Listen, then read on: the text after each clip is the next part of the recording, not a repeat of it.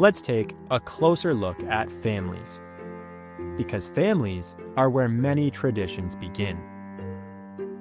When you bake a recipe with someone in your family, hang decorations for a special holiday, or hear a bedtime story that's been told for years, you are experiencing heritage at home. Families pass on heritage in many different ways. Some families celebrate holidays like Christmas, Ramadan, Hanukkah, or Diwali. They might light candles, hang decorations, say prayers, or wear special clothes. These are ways to remember what's important to their culture or faith. Some families have special meals they cook every year. Maybe it's a special soup from grandma, or a treat that's made only on a certain day. When you help make that food, you're learning a piece of your family's story.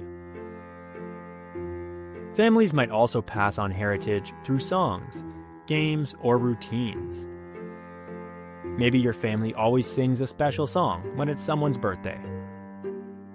Maybe you always play the same game together at holidays. These little moments matter. In First Nations, Métis, and Inuit families, heritage might be shared through drumming, dancing, or language.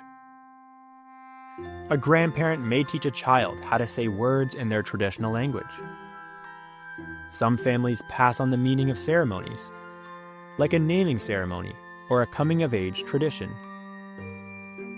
Every family is unique, and every family has something to share.